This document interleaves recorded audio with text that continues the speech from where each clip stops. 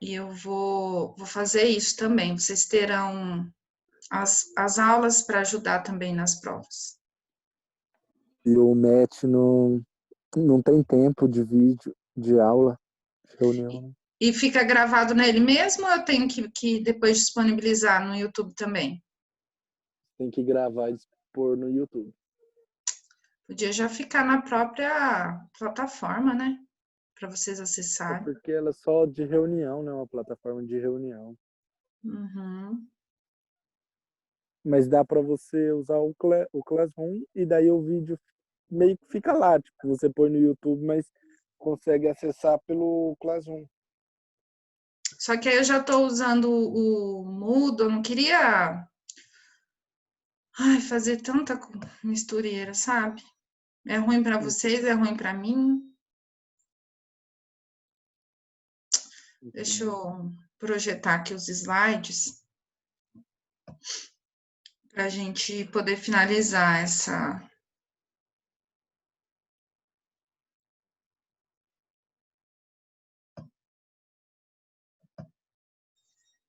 Vou esquecer que eu tenho que abrir ele aqui.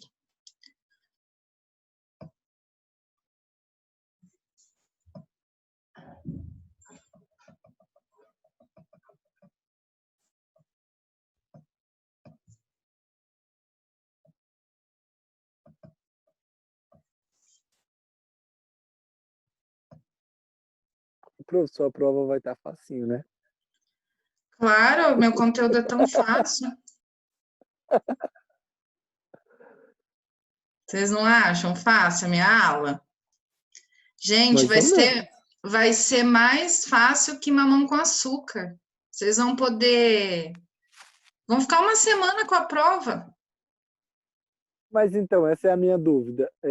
Porque um professor passou um trabalho no Classroom, a gente só poderia abrir ele uma vez, concluir e enviar. Não teria opção de abrir duas vezes o documento. A sua também vai ser assim ou vai poder abrir quando quiser?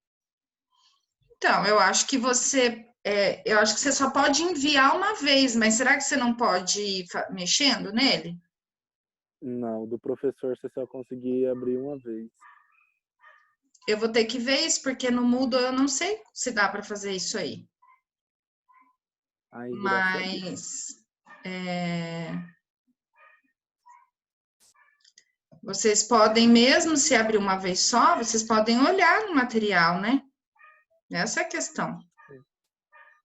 É praticamente uma prova de pesquisa. Ah, não, aí deixa para abrir quando quiser. É bem melhor. Ai, gente, achei. Tô cega.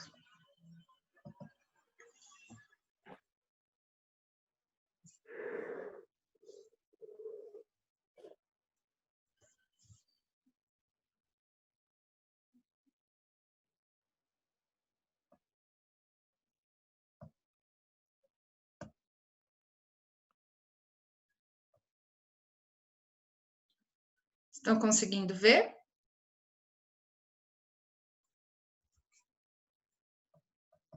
Sim.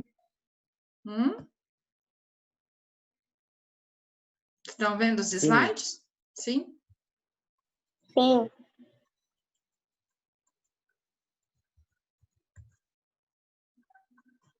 Tá, pessoal, a gente parou, se eu não me engano, quando a gente ia falar da segunda teoria do aparelho psíquico para o Freud, né?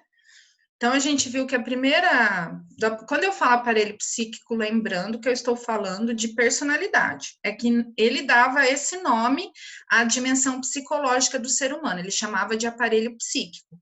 E ele buscava, com a teoria dele, compreender as partes desse aparelho, dessa dimensão psicológica e como elas interagiam. Inicialmente, ele dividiu em inconsciente, consciente e pré-consciente. Nós já vimos isso. No inconsciente, ele entendeu que estariam aquelas memórias traumáticas que foram enviadas reprimidas porque causavam algum sofrimento, mas que tinham influência ou conseguiam, né, influenciar o funcionamento mental das pessoas, o que elas sentiam, os sintomas delas, enfim. Para a teoria psicanalítica, a nossa personalidade, ela é influenciada de uma forma muito importante pelo nosso inconsciente. Por isso que o Freud vai se dedicar ao estudo do inconsciente para poder entender essa parte, né, da nossa personalidade e como ela nos influencia. Só que ao longo, né, E aí a gente viu que quais basicamente são as memórias traumáticas que são base do nosso inconsciente? As vivências da sexualidade infantil. Porque, né, o Freud vai chegar à conclusão que existe sexualidade desde o nascimento e que a criança, então, vai viver experiências na relação com o seu próprio corpo inicialmente, por isso que é uma sexualidade autoerótica, e depois na relação com os pais, principalmente no complexo de Édipo, e que essas vivências, elas serão reprimidas pelos adultos, pelos aspectos morais da sociedade, por exemplo, né? O Édipo significa o investimento, a escolha de um dos pais como objeto de investimento da pulsão sexual e a rivalidade com o outro. E que ao longo do desenvolvimento a criança vai renunciar porque ela ama os pais e ela vai entender pela internalização das normas e da cultura que os pais são impedidos nessa dimensão da sexualidade. E aí ela vai renunciar para, na vida adulta, poder viver a sua sexualidade com as pessoas que ela escolher. Então, basicamente, são essas vivências da sexualidade infantil que são a base para a constituição do nosso inconsciente e, portanto, da nossa personalidade. Ao avançar o seu estudo sobre a personalidade, deixa eu só ver que alguém está perguntando aqui.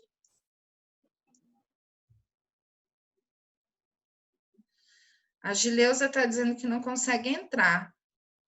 O que será? Que todo mundo está entrando? Entrou fácil? Como que foi? Se alguém puder dar uma ajuda aí para ela, eu agradeço.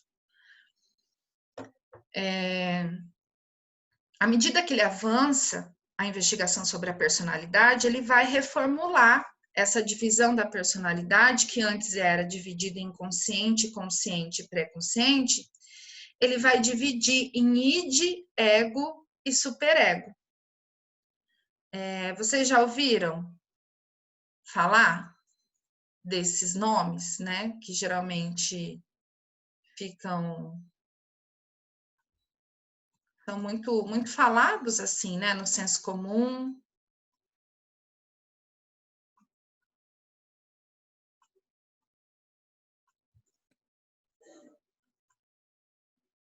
Não, ninguém nunca ouviu?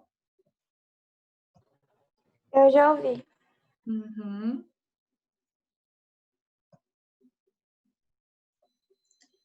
Deixa eu admitir o pessoal aqui. Então, o Freud, essa última divisão que ele faz da personalidade é a que vai prevalecer na sua teoria. Não significa que aquilo que ele tinha dito do inconsciente, aquilo que ele tinha dito do nosso pré-consciente, da nossa consciência, que ele jogou tudo fora. Ele incorporou nessa nova compreensão que ele vai ter sobre a nossa personalidade. E ele vai chegar à necessidade de transformar a sua teoria, sobretudo porque ele percebia nos seus pacientes um sentimento inconsciente de culpa muito grande. O que seria isso, né? Mas como assim, professor, um sentimento inconsciente? Não é necessariamente o sentimento que é inconsciente, porque quando a gente sente um sentimento, ele já é consciente, a gente está sentindo ele. Então, a culpa, o Freud vai perceber que a maioria dos pacientes sentia muita culpa. Só que essa culpa, os pacientes desconheciam a origem, por isso que ele vai chamar de sentimento inconsciente de culpa. Não é o sentimento que era inconsciente, mas o motivo, né? Por que os pacientes sentiam tanta culpa? E aí o Freud vai ficar atento a isso e vai sentir a necessidade de pensar uma parte da nossa personalidade que nos julga quando, de uma forma inconsciente, quando a gente faz alguma coisa que vai contra os nossos valores e princípios morais. E essa parte da nossa personalidade, ele vai chamar de superego. Então, o superego, ele vai entender que é a parte da nossa personalidade que todas as vezes que a gente caminha para realizar um desejo, né, ou fazer algo para realizar um desejo que é tido como proibido ou conflituoso, esse superego nos impede e faz com que a gente sinta a culpa quando a gente realiza ou ainda sente a culpa mesmo antes de realizar. Eu sempre, nessa parte, né, da teoria, eu falo, né, se eu falasse assim para o Matias, ô Matias, quando terminar aqui a aula, você conversa comigo no privado, que eu preciso falar muito sério com você? O que você sente, Matias, quando você ouve alguém falar isso para você? Eu acho que vai ser uma bronca, alguma coisa. Exatamente, a gente fica com medo e já começa a pensar, a tentar adivinhar o que a gente fez de errado, né, para que a pessoa queira falar com a gente. Então, ou seja, a gente já tem ali um julgamento interno que vai, olha, alguma coisa eu fiz. Eu nem sei o que é, mas deve ser alguma coisa muito, né, errada. Enfim, existe essa parte da nossa personalidade e que ela vai se desenvolver como? Depois que a gente vivencia o Édipo. Porque quando a gente vai renunciar aos pais, como eu disse na aula passada, a gente se identifica com eles. O que é se identificar? A gente se torna, uma parte do nosso eu se torna parecido com os nossos pais. E qual parte é essa? O nosso superego. Porque quem durante a nossa educação é responsável por nos impedir de fazer o que a gente não pode, de dizer não, de colocar limites inicialmente. São os pais, os adultos. Então, toda essa moralidade, inicialmente, ela vem de fora. São os adultos que nos impedem, que dizem para a gente que não pode. Só que à medida que a gente, então, se identifica com esses adultos e com as normas e a moralidade que eles nos transmitem, isso passa a ser interno e eu já não preciso mais da minha mãe dizendo que eu não posso fazer. Pode ser que em algum momento eu pense, né? Nossa, minha mãe ficaria horrorizada se ela soubesse que eu fiz isso. E aí a gente sente culpa, né, por ter feito. Mas esse movimento de julgamento, ele passa a ser interno, porque a gente tem uma parte da nossa personalidade que vai dizer, olha, isso não pode, isso é proibido. E quando a gente faz, a gente sente culpa e vai tentar o quê, na maioria das vezes? Tentar reparar o que a gente fez de errado. Então, é uma parte da nossa personalidade muito importante, porque ela ajuda a gente a controlar os nossos desejos, os nossos impulsos.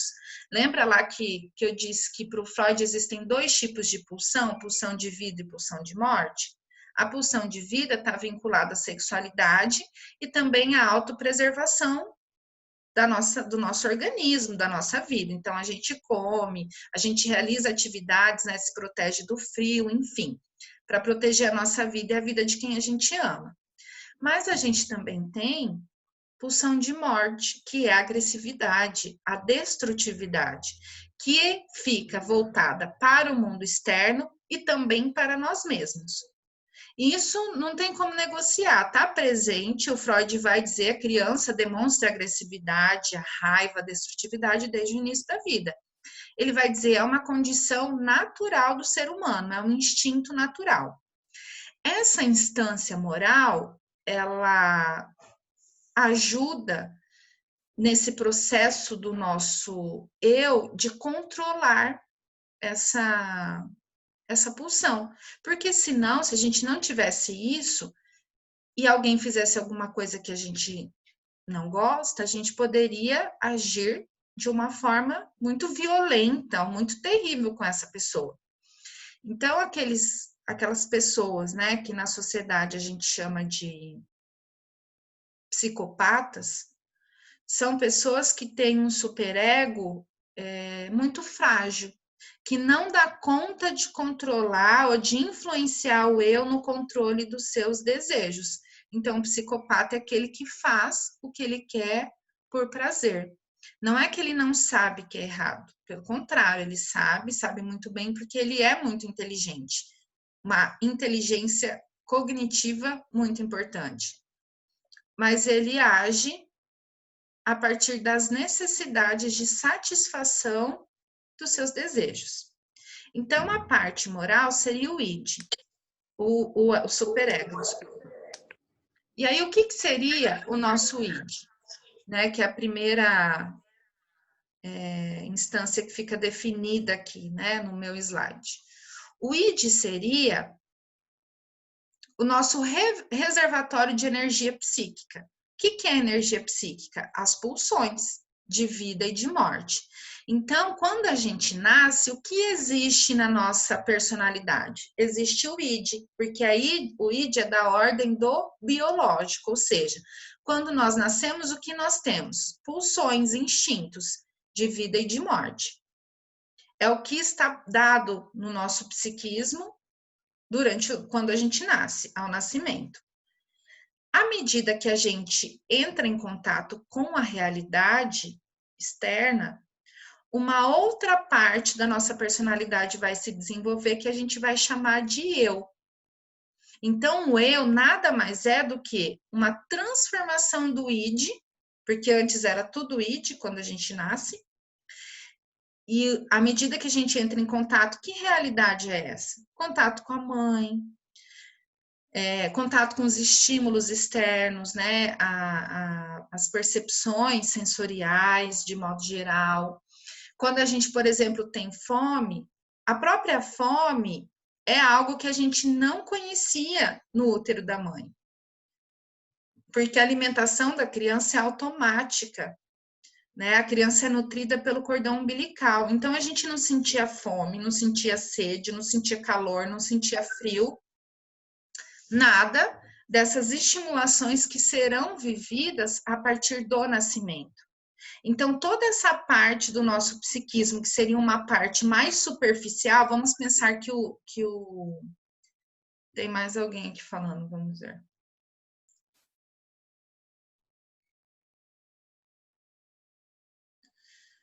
A Gileuza perguntou, a Gileuza disse que não consegue entrar e pediu para falar.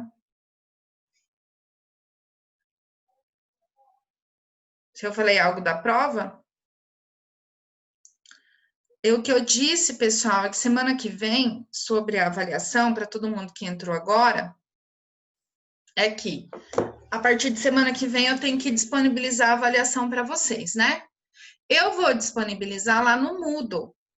Ou seja, vocês vão ter contato com as questões, vão me responder e depois vão me devolver até aquele prazo que é estabelecido de 7 dias.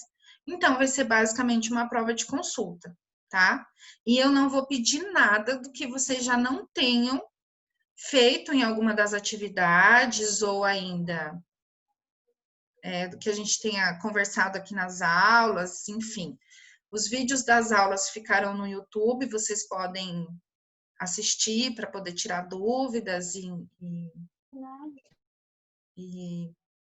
é isso, gente. Não tem muito que se preocupar com a minha prova, não. Respondi, Glória. Não sei por que você perguntou aqui. Ela não conseguiu entrar, será? Parece que eu vi ela. Eu estou aqui, professora. Ah, tá. Tirei suas dúvidas? Então, como que nós vamos fazer? Semana que vem eu posso fazer uma revisão, ou seja, eu entro, já espero que não aqui, lá no Meet, e vocês, se tiverem dúvidas, podem perguntar nesse dia para mim que a gente faz uma revisão. Depois disso, eu libero a prova para vocês lá no Moodle, e aí vocês resolvem as questões. Pode ser assim?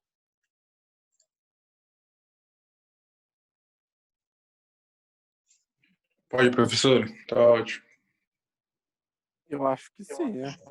Tá ótimo. Tá ótimo. A revisão até ajuda um pouco já esfriamente. Beleza. Então, o Neemias diz que tá ótimo. Eu vou fazer dessa forma, tá? Pessoal, o objetivo da disciplina, né, de psicologia não é, ser um peso para vocês, né? Eu acho que o objetivo é contribuir para a formação de vocês enquanto profissionais, para que vocês possam se utilizar desse conhecimento na vida profissional e na vida de vocês em todos os contextos. Então, fiquem tranquilos, né? Não quero... Então, pessoal, cada professor tem autonomia para poder decidir como faz, né? Eu vou fazer dessa forma, até porque a minha disciplina, como eu disse, é uma disciplina mais tranquila no curso de vocês. Agora, talvez existem outras disciplinas que o conhecimento, a avaliação do conhecimento de vocês tem que ser mais rigoroso no sentido, sei lá, né? Então, tem que ver como cada professor vai pensar, mas não fica assim, a professora de psicologia vai fazer de tal jeito, né? Porque às vezes Ô, acabam, professora, né, gerando um... Oi, pode falar. mas você vai só ser prova, você vai dar um trabalho, porque mandaram o calendário hoje e lá embaixo tem como as opções de fazer trabalho ou dar só uma prova e aplicar as 2 notas. Então, eu pensei em fazer uma prova só e repetir as 2 notas, só que uma prova considerando o conteúdo que a gente viu até aqui. Então, o que a gente viu até aqui? A gente viu o senso comum e a ciência, que foi aquele primeiro capítulo lá do livro da Bock. A gente viu o segundo capítulo que conta a história da psicologia. Depois a gente viu um capítulo sobre personalidade e agora nós estamos vendo a psicanálise. Eu pensei em fazer uma prova só que aborde esses 5 itens e repetir a nota. O que vocês acham? Ótimo. E vocês vão ter parte da nota dos trabalhos. Então, eu pensei, porque assim, algumas pessoas ficaram um tempo... Desiste, não desistem, não sei se todo mundo fez todos os trabalhos, enfim. O que eu pensei para não prejudicar muito? Manter o valor da prova 7 e 3 pontos de trabalho. E repetir a nota né, uma nota só repetida para os 2 bimestres, primeiro e segundo bimestre. Pode ser Tá assim? ótimo, porque vai ser muita prova, porque já é uma semana. Uhum. Eu E aí, concordo. quem, porventura, não fez todos os trabalhos, não vai ser tão prejudicado em termos, claro, não vai ter os 3 pontos, óbvio, né? Só vai ter os 3 pontos quem fez todos os trabalhos que eu pedi. Mas tem chance ainda de ficar na média. E quem fez 2 trabalhos? Ué, aí vai ter 2 pontos, desde que tenha feito também o trabalho com qualidade, né, gente? Eu não vou, só fez, beleza, eu vou olhar o trabalho. Pode ser que eu não faça aquela correção de tudo certinho, mas eu tenho que ver que a pessoa fez coerente com aquilo que eu pedi, né? Que não fez coisas. Vou colocar aqui qualquer coisa, porque a professora não vai nem olhar. Não é assim, eu olho. Eu vou passar para vocês. Vou disponibilizar lá no Moodle um arquivo com todos os capítulos que vai cair, tá? Certinho. Prof, você disponibiliza esses slides também? Não tá lá, eu acho que eu já disponibilizei. Ah, então tá ótimo. Dá uma olhadinha Obrigado. lá, mas se eu não me engano, eu já coloquei lá para vocês, sim. Fala sim. Nossa, quanta gente, tá brotando aluno aqui.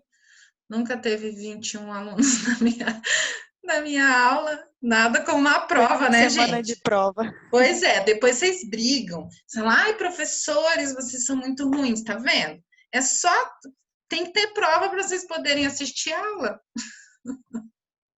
Eu não aguento os alunos. Olha, Falar da MonteB. eu fui Vamos logo, aluna daqui também. a pouco falo que está faltando uma aula só, para vocês ficarem animados. Vamos, entra lá. Ah, então vocês estão querendo animar a gente, né? Entendi. Vocês nem viram ainda o capítulo sobre o behaviorismo, mas já estão dando reforço positivo para os professores, reforçando o comportamento deles. Ai, ai. Então, pessoal, essa segunda teoria do aparelho psíquico do Freud vai dividir a nossa personalidade em id, que é essa parte, então, pulsional, biológica, instintual, que está presente desde o início da vida. Então, no início da vida, o que nós temos é um aparelho psíquico cheio de energia psíquica, cheio de instinto, que vai buscar satisfação. O conteúdo está no livro. Sim, Glória. São 3 capítulos do livro da Psicologias, uma introdução ao estudo de psicologia, que eu disponibilizei para vocês lá no Moodle. E um capítulo que está num livro que eu não consegui, por ser muito grande, eu não consegui baixar ele no Moodle. Mas eu mandei o link de acesso na internet. Link de acesso para vocês, tá? Ô, professora, você está gravando essa aula ou não? Estou. Acho que estou. Professor, aquele livro que você mandou o link, que é do Passeio Direto, ele não tá mais lá no Passeio Direto, o livro. Vixe, e agora, hein? Eu baixei ele no meu computador, só que eu não tenho como enviar para vocês. Manda no WhatsApp pra gente. O dia que eu Manda fui no fazer... Drive, professora, da turma. Manda Nossa. no Drive. Eu acho que no Drive pode ser que eu consiga, agora no WhatsApp não. Tá, eu vou disponibilizar no Drive. Eu nunca entrei no Drive, eu preciso saber como que faz isso, da turma de vocês. Mas eu vou olhar. E aí eu disponibilizo lá, tá? Porque eu tenho ele aqui no meu computador. Acho que pelo WhatsApp ele não vai, ele é muito, muito pesado, muito, muito grande o arquivo. E nem por e-mail.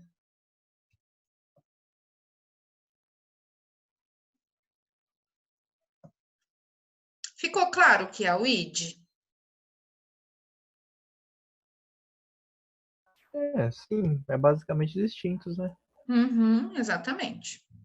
E ele funciona, é regido pelo princípio do prazer. O que significa o princípio do prazer? Ele busca satisfação, porque os instintos estão ali, eles querem ser, né, demandam ações, algum tipo de satisfação, sem considerar nada.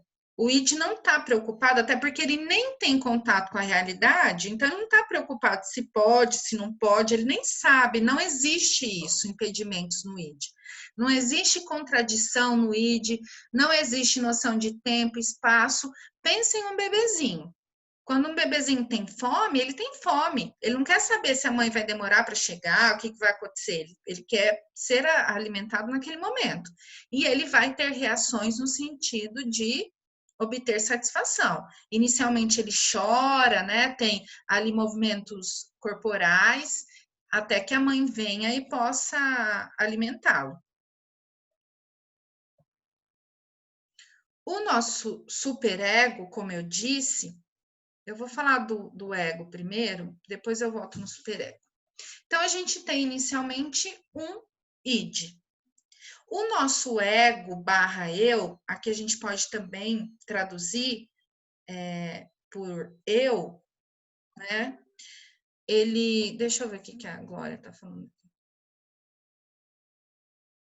Ela perguntou se acabou a aula. Ele é uma parte do id que vai ser transformada a partir do contato com a realidade. Ou seja, é o ego que vai ter contato com a realidade e vai poder dizer assim para o id: ó, id, peraí, calma, né? Eu sei que a gente está com fome, mas agora não dá, a gente tem que esperar a mãe voltar. Ou seja, é a parte da nossa personalidade que vai entrar em contato com o que está acontecendo, vai desenvolver ao longo da vida noção de tempo, espaço, que a gente tem que esperar, que a gente, né, não pode realizar as coisas na hora que a gente quer, considerar as possibilidades para tomar uma decisão e realizar alguma coisa. Então, seria a nossa parte mais consciente. Não significa que tudo no ego seja consciente, mas é o ego, é no ego, dentro do ego que está o quê? A nossa consciência e o controle da nossa motilidade. O que é motilidade? O controle do nosso corpo e das nossas ações motoras, porque é só assim, agindo sobre o mundo, que a gente satisfaz os nossos desejos. Então, quem controla isso é o ego, não é o id. O id, para que um desejo dele seja satisfeito, o ego precisa se apropriar desse instinto, né? E colocar em ação alguma atividade para realização desse desejo. Senão, não é satisfeito. Então, o ego depende do id. Por que o ego depende do id? Porque o ego não tem energia própria. Os instintos, a energia mental, ela vem da onde? Vem do id. O id é o reservatório. Então, o ego precisa dessa energia para poder agir. Né? Tudo que a gente faz na vida tem que ter uma energia psíquica que nos possibilite pensar, que nos possibilite agir e etc. Então, o ego depende do id para fornecer energia. Só que o id também depende do ego, porque é o ego que vai realizar. É o ego que vai colocar as ações em prática, para que as necessidades sejam satisfeitas. Então, ele estabelece o equilíbrio entre as exigências da realidade, porque é o ego que tem contato com a realidade. Ele recebe ordens do superego, porque o nosso superego é o quê? É uma parte do nosso ego que se transformou quando a gente se identificou com os nossos pais.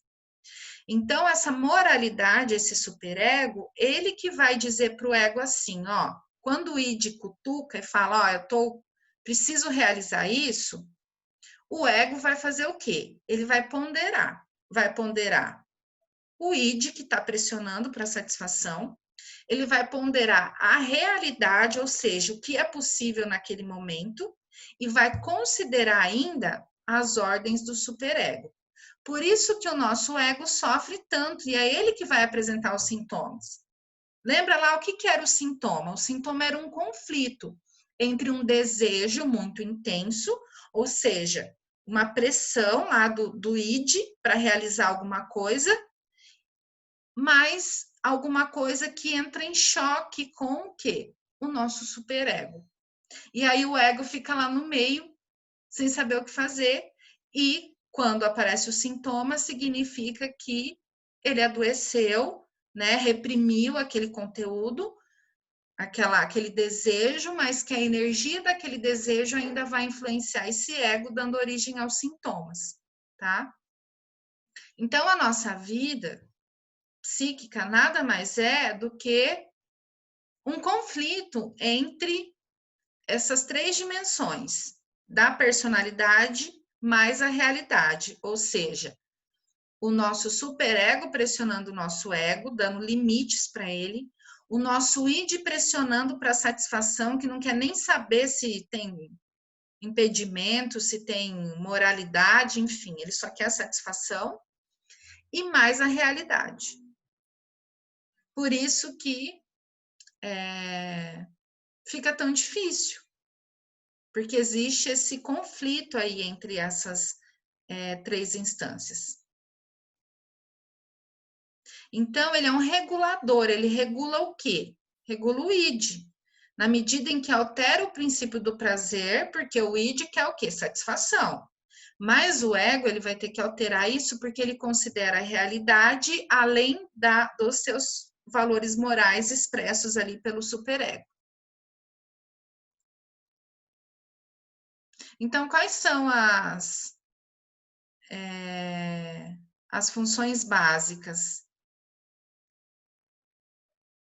do nosso eu, né? Ele percebe as coisas, então as estimulações, tudo é percebido pelo ego, ele que tem a memória, ou seja, o pré-consciente, que era, né, um sistema, ele vai ser agora incorporado no quê? No ego.